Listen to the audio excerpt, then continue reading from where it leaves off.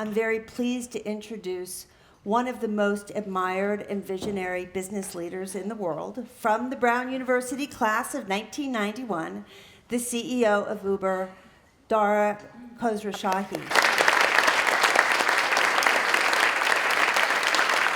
Just a few things about Dara at Brown. He was a bioelectrical engineering concentrator, and he has described himself as having found a home somewhere between the, quote, geek squad and the jocks on College Hill. So we're going to hear a lot about everything that he's done. I think he's precisely the right leader for the innovation economy at this time. So please join me in welcoming Dara to the stage. Thank you.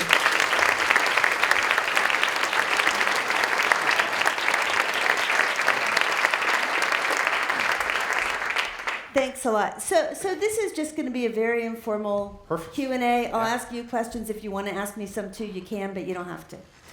So let's start with your personal story. It's very compelling. Your family emigrated from Iran at the very beginning of the Iranian Revolution. Yes. And how has this influenced your motivation for what you do? How do you think of that experience as shaping you? It was a hugely important experience for my family. So my family, we had a big family business in Iran. We were manufacturing Western goods, and it truly was a family business. The family all lived together in Tehran, and you know, we lived a life of plenty in Iran. And the Iranian Revolution happened, and it was sudden when it happened, but actually, as it was happening, it was kind of this fun thing. Like I remember when the Ayatollah Khomeini came back to Iran, we were let out of school, and for us it was like this awesome thing, like school's out. Vacation. You know? Yeah, we're going out, and we had some because we were a wealthy family. We had these guards posted outside of our house, and I remember like going out and holding an Uzi and feeling how heavy it was at the time. So for the kids, it was a game. And it was this fun thing. Obviously, for my parents, it wasn't. Mm-hmm. And the straw that broke the camel's back was actually I think it was one of the Shah's cousins lived across the street from us, and some Revolutionary Guards came through our garden, jumped over the garden to get to his house, and one of their guns went off into our house, so it shattered some windows. And that was when my mother said, "Okay, we're out of here." Mm-hmm. So we left. We went to France to let things calm down, and things never calmed down. How old were you then? I was 9 years old. Okay. I was 9 years old. So, and then we went to Irvington, New York, and we stayed with my uncle who had a house there. But again, for the kids, it was a game, right? We always had family there, and I think one of the imprints for me is that no matter what happened around us, no matter what happened in the world, no matter where we were, the one constant that I could always count on is family, mm-hmm. and the collective. And so for me, one of the imprints is that I love the collective. I've always been in kind of team sports. I love success together with a group versus call it independent success. And that's been very important for me. You know, being an immigrant in the U.S. and losing everything, because we did lose almost everything. My parents put everything they had back into our education. I think one is all my family. There's a bit of earning back what you lost. So there's a fight in us, mm-hmm. and I think that served us well through life. And my parents always put education above everything, and you know, both in high school and Brown obviously served us very, very well. And then I think that for us, there is a certain freedom in losing everything and it just being okay. You know, so for me, it's I saw my family lose everything. I think it had a much more devastating impact on them because my father, for example, lost his life's work. Mm-hmm. And it has created a bit of distance between me and material things. More of a risk taker, would you say? Yeah, it's just it's if you know that you put yourself in a position where you could lose everything, but if you got family and you have friends, you're going to be okay, that does allow you to take more risk. That does allow, there's a little bit of separation that you have from what you own and where you live, with the realization that, if you lose it all, you can build it back. And as long as you got friends and family, you're going to be just okay. Yeah. So that has created for me a bit of freedom to, one, hold things in perspective as far as material things. Two, be unbelievable thankful for what we have in the States. Like, it's just, we take so much for granted about the magic of this country and the rights that are given to us, and the fact that none of this can be taken away from us. Although I will say, when Donald Trump was elected, my brother's like, we got to move some money offshore because he doesn't like the Middle Eastern types. So that was a feeling that we haven't had for a while. Uh-huh. And then the freedom to take some risks, because you know what, if you fail, you can get back up. And I always knew, I had the luxury to know that if I failed, I'd always have friend and family around me, and that's ultimately the thing that I needed. Yeah. So how did you find your way to Brown? And, we're about to celebrate the 50th anniversary of the, quote, new curriculum, the open curriculum. Yes. And I'd love to hear just how Brown sort of continued what you were just talking about, how it shaped Sure. how you view the world. So I like to claim that my pursuing Brown was a decision that was especially enlightened. I went to Brown because my older brother went to Brown. Okay. So and you like cool. family. Yeah, exactly. It was my brother Murad went to Brown, and he was ahead of me. He joined a fraternity Sigma Chi. My lord, I joined a fraternity Sigma Chi as well. Uh-huh. So I'm a real leader there. I really like to go down new paths. And then I could handwrite my application. So that was, do folks remember when you handwrote the application? Yeah. It was kind of awesome. So I'd visited Murad, and my older brother, he's my hero. So he went to Brown. He loved it. And I followed. And boy, am I glad, it was kind of a dumbass reason, I guess, to go, but I'm really happy about that dumbass reason. It was great, the result. The open curriculum for me was awesome. Now, I didn't fully engage with the open curriculum because I studied engineering, and the engineering curriculum is a little pretty more tight. constrained. Yeah, but I tried to get everything done in my first 3 years. And my senior year, I had a lot more open space to take courses that I wanted to. And I'll tell you, the course that marked me as an individual, and I think as a leader later in my life the most, was European Intellectual History by Professor Gluck. Really? Something that was not in engineering whatsoever. Uh-huh. And it just opened me up. It was a tough course. She was a tough professor, really demanding, which was great. But it just opened my eyes to a completely different set of thought that I really have to be thankful for Brown to just, I don't know why I chose the course, but I did. And that's one of the beautiful things. Sometimes accidents in life can be the most inspiring thing. And what opened it up to me was the power of storytelling. Mm-hmm. And as I've taken that in working and then leadership at companies, stories are such incredibly powerful mediums to inspire, to unite, to guide, and I was able to, through engineering, which was a terrific background for business in general. I was going to be an engineer, and then I fell in love with a girl in New York City, and I went to New York and became a banker. So go figure. But engineering really taught me how to break down problems. Take complex problems, break them down into component. Yeah, very parts. analytic. Absolutely, yeah. and then build back up. So I learned this kind of logical way of taking very, very complex problems, not be intimidated by them, simplify them, and then build them back up. And then European intellectual history kind of taught me the power of story and opened my eyes up to art and history, that frankly is a passion now for me.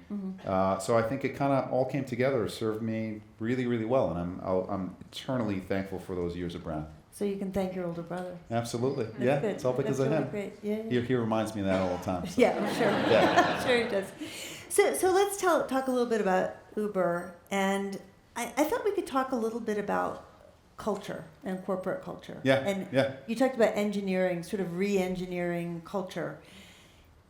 So, I guess my question is, when companies start, there's sort of a culture, and then they grow. It's often set by founders.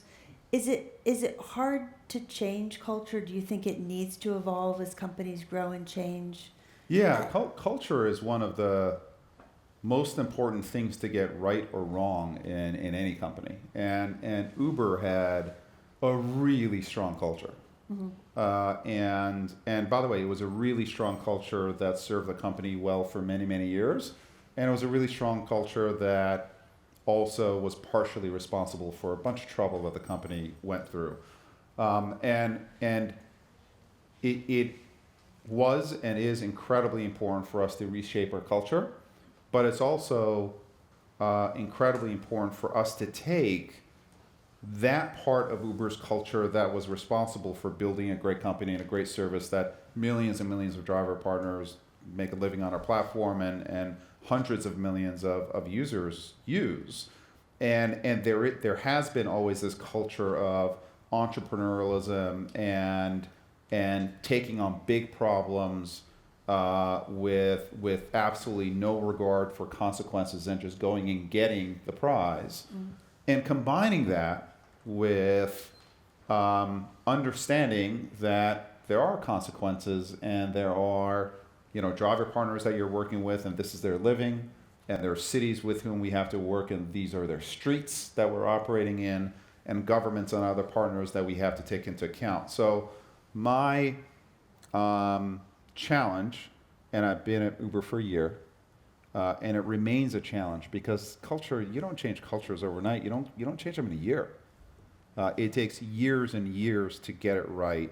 My continuing challenge is to mold the new Uber into a hybrid of the old, which really had some wonderful parts to it, and what we're going to be. And it's still something that's being written, and we talk about doing the right thing, but then really that moving from being a line from me to something that truly guides action, not one level down, but 2 levels down, 3 levels down with the company, that's a real challenge, and the work continues for us on the culture side. So I was going to ask you actually how you do that, driving culture down through an organization, because it's not so simple. Right? It isn't, and I'd say like brute force. It really takes so the good news for us is that we went last year through, in 2017, really through an unbelievable crisis. So the good news for the company is that I don't think there's anyone at the company that says, oh, our culture was great, we don't need to change anything. That the crisis allowed us, and the change in leadership allowed everyone at the company to realize that there was change that was needed and this was serious. We now have a set of new norms that we kind of almost crowdsourced from the employees as to who we want to be. We put them down. They will change over a period of time. And what you want to do is you now want to model behavior, and you want to encourage behavior, and you want to label behavior when it's good behavior, and sometimes when it's bad behavior.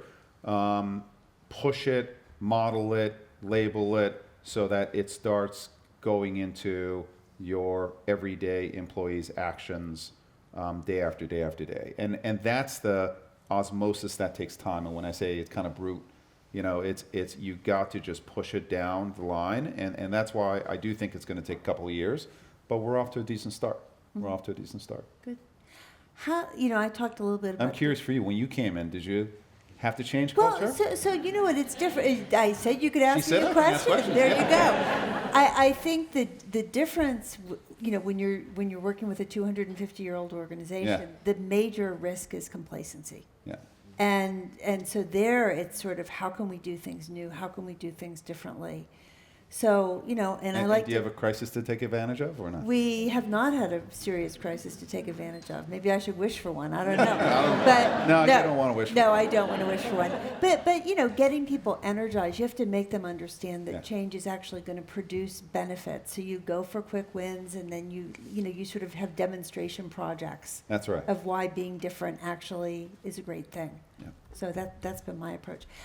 I talked about diversity a little bit. Mm-hmm. How do you think of diversity within your organization? Do you think of that as part of the culture, or do you think it's not important, is important? I think it's incredibly important, and we're not where we want to be.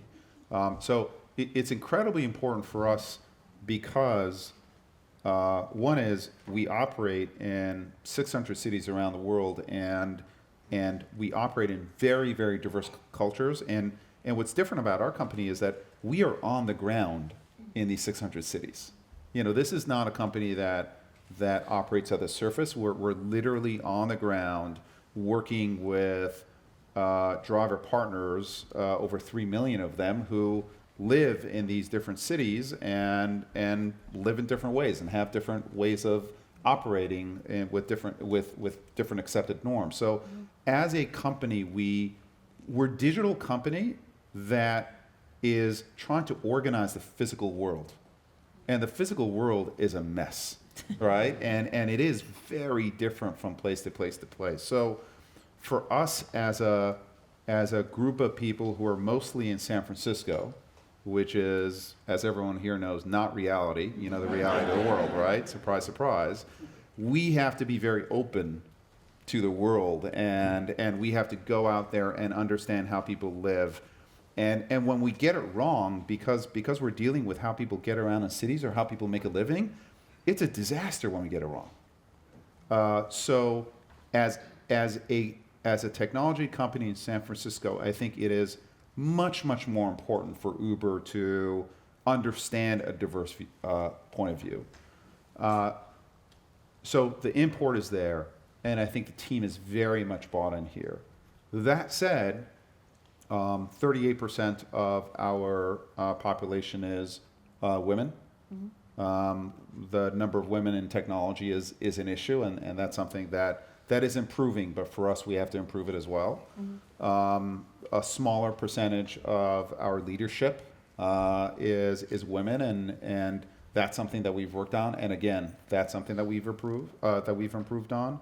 Underrepresented people of color, for example, that's another issue. We have so many we have so many drivers, who come from these diverse backgrounds that, again, having an employee base who is open to that and understands it is vital for our business. So I think diversity for us is something that it's actually core to what we do. And we as a team now, it's hard work driving it. You've got to make sure that your recruiting processes aren't biased.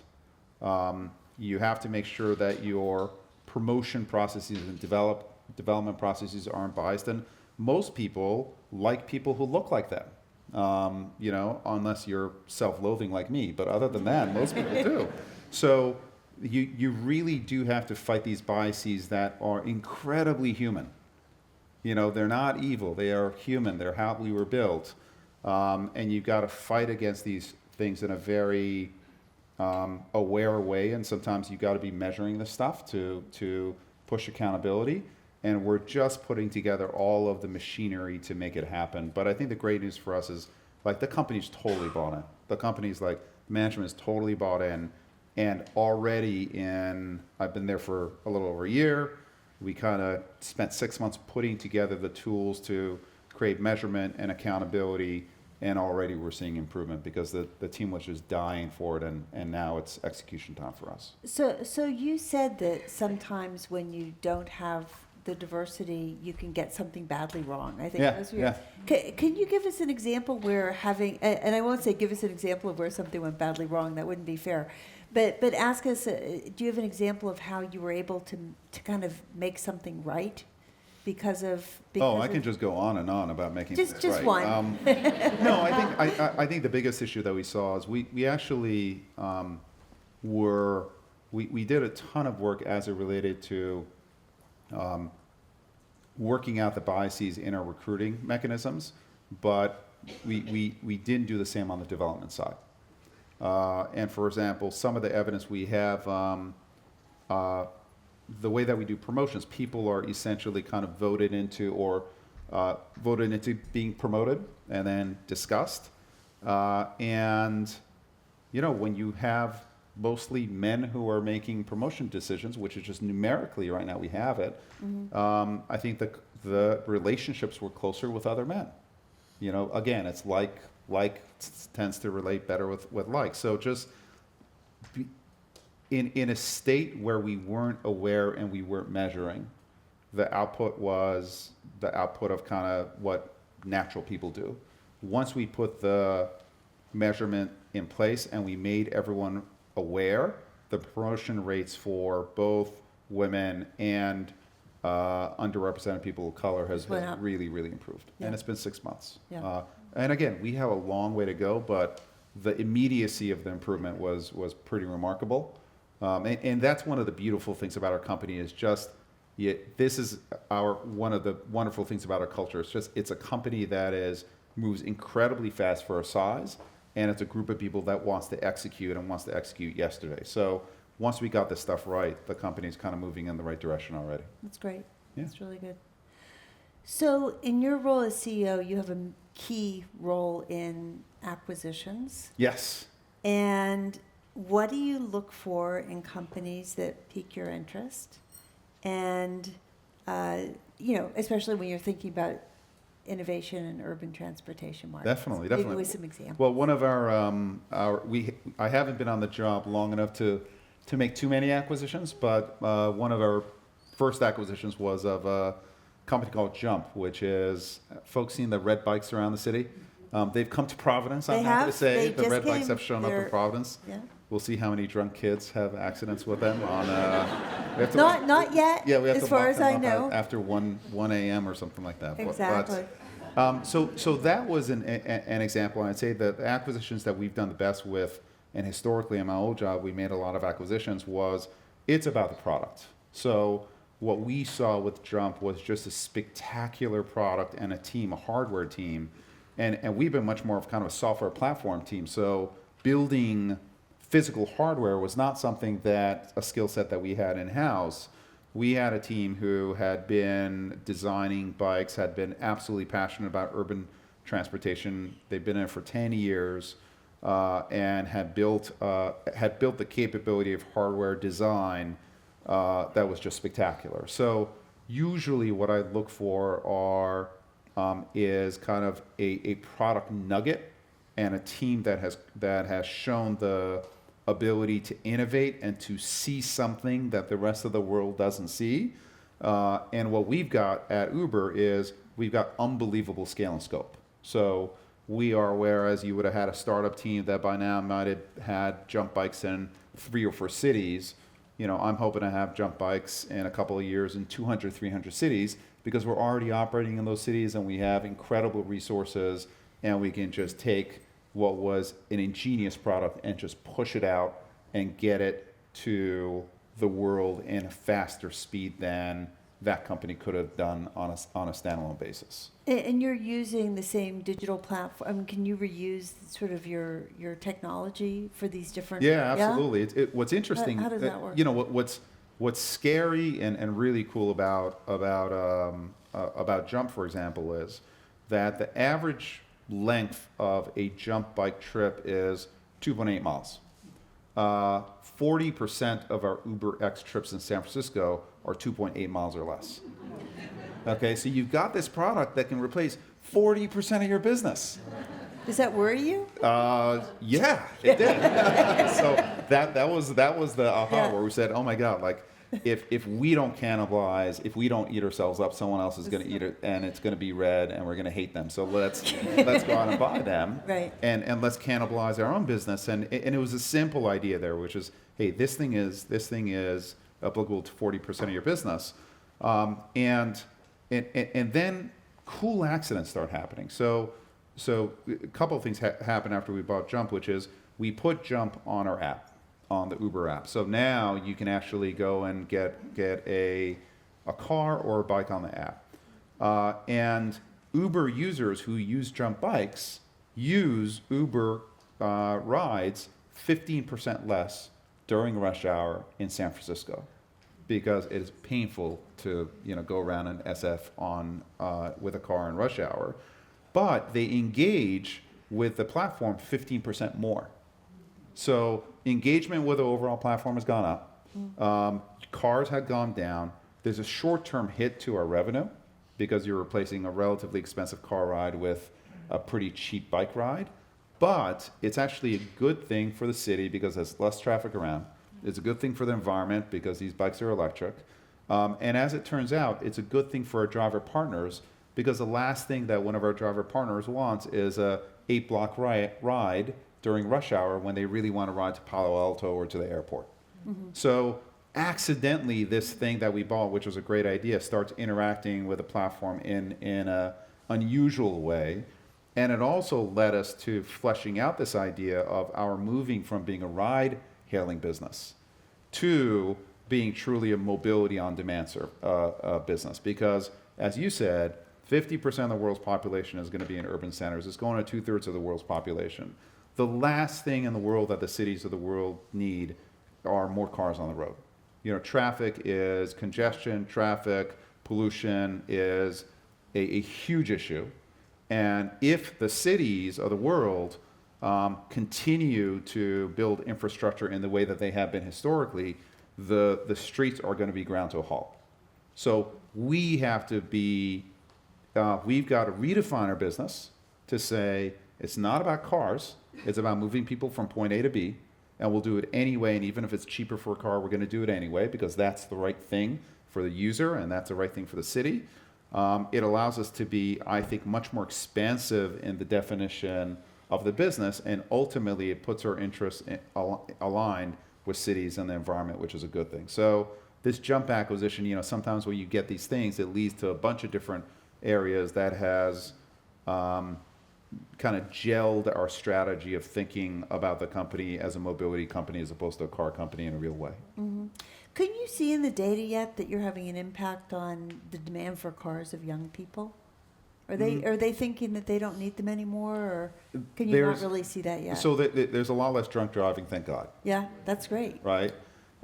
And we are absolutely seeing in the millennial generation less of a, when I was growing up, I don't know about you, getting a car was a thing.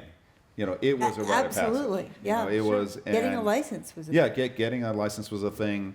I crashed my car a year after owning it, so that's a thing too. Yeah. Like your first crash. Yeah. That kind of a view with a millennial generation, a car is no longer a rite of passage the way that it was based on our research, at least, especially millennials living in cities. And I think this ownership mentality, I think, is changing. It's moving from ownership of things to actually having experiences. I think the millennial generation is much more apt and puts much more value in experiences over material possessions. And I think that's a great thing. And to the extent we're playing a part in it, wonderful. But I think it's a bigger theme than just Uber. I think home ownership as well is kind of changing. Right. And I think, getting value out of experiences, and you see it in, I remember actually in my Expedia days, we did a study on Instagram of the percentage of pictures of material things versus a percentage of pictures of places and experiences. And experiences, the percentage of pictures on material things was going down, and the people kept posting. It's not that cool to post about, your shoes. It's much cooler to post about this amazing place that you've been and communicating to everyone what a wonderful life you live. Right? Yeah.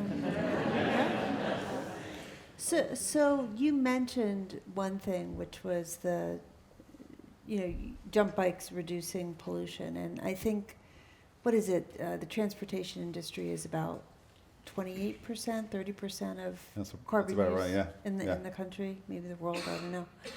So how do you see going forward?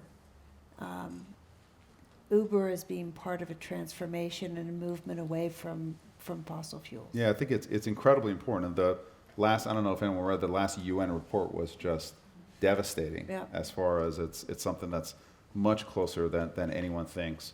So there are a number of areas that we're working in. One is that in general, because Uber drivers are driving so much more, the utilization of Uber cars is much higher than the average car. The cost of your gas is a much higher percentage of, probably your or my car. I do have one car. I'm down to one car. And so a lot of Uber drivers actually use hybrid cars because it makes sense as far as their cost per mile. We're investing hundreds of millions of dollars a year in trying to get people to pool, to get more than one or two people in a car. How many folks have pooled here? I don't know if there's a pool generation. All right, that's actually pretty good. You're helping the environment and Uber a little bit. Thank you. So one is we right now we're trying to get more than one person in a seat. It's more efficient. It's the right thing again for the cities. Right now, the discounts that we're able to, we essentially have to over discount the service relative to our cost. To get people used to. Yeah, there's kind of a social issue, and there's also an issue of the unknown, which we're trying to improve, which is, what if I go 15 minutes out of my way? What does it mean to pool? How much longer is it going to take for me to get to my location? So it's social and uncertain, but we continue to invest in a higher and higher percentage of our rides are now being pooled, so multiple people in a car. We are now testing in about a dozen cities, creating funds that essentially help our driver partners buy electric vehicles. We think the future of transportation has to be electric, and it's got to be shared. Right now, electric vehicles have a higher carry cost than vehicles gas-burning vehicles. So we're essentially creating funds in these cities in order to help our driver partners buy electric and still be break even, because right now the economics don't make sense to them. We're trying to make the economics make sense to them. We are running tests in certain cities in Germany. Germany's a country, thank you. In Berlin and a couple of other cities in Germany where we have an Uber Green service. And the question is, will people pay more for an electric vehicle or a ride that is environmentally friendly? Right now, the way that we're making the German consumer pay is the estimated time of arrival, because there are less electric vehicles on the road, are higher. The price for the person going from one place, the price is the same, but the time value is actually a little bit higher. I'm sad. It's so far we've not been able to demonstrate that consumers, are willing to pay a premium for the environment, or the mass consumer is. But you've got to test this stuff out to see what is it that can get a consumer to pay more. So all of these tests are coming together, and then obviously with bikes, e-bikes, et cetera, scooters, those are all electric. And we actually want to get mass transit onto our app. Like this is, we want to get buses onto our app. We want to get the BART onto our app, subway systems onto our app, because I think that one of the reasons why mass transit to some extent isn't growing the way that it needs to grow is you don't have real-time data, you don't have dynamic pricing, you don't have incredibly easy payment methods. And I think actually bringing all that into the information flow that Uber offers could actually encourage mass transit use, which again is good for the environment as well. So you're taking a bus part of the way, and then you're getting a jump bike to go multimodal, you're kind of exactly putting right. things together. Yeah, so I think something like 20% of our rides are to and from train stations, right? So that's multimodal connections that we're also investing in making. So given that, you're really charting new territory in this business, how much experimentation do you do?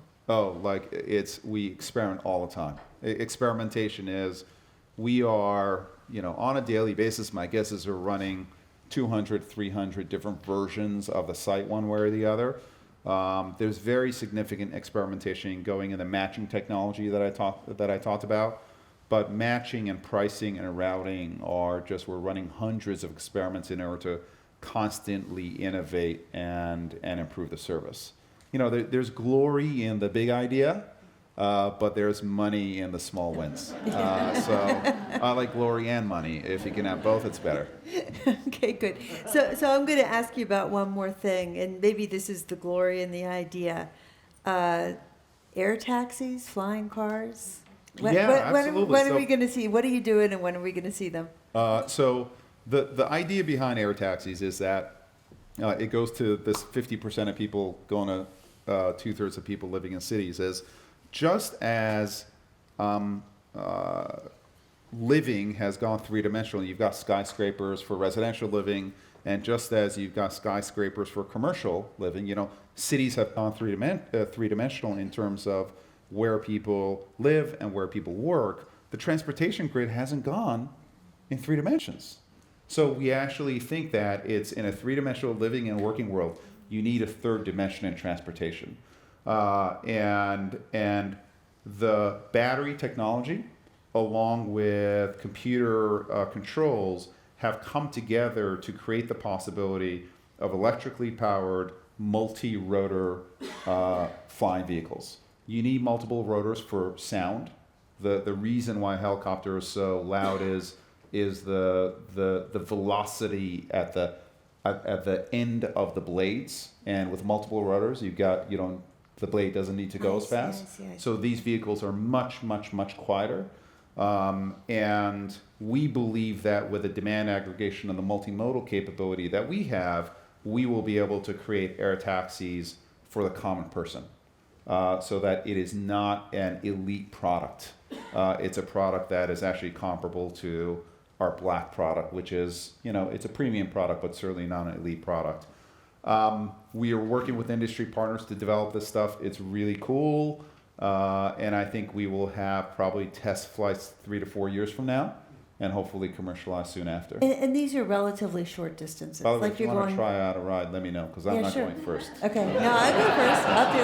I'll do it. Are these driverless?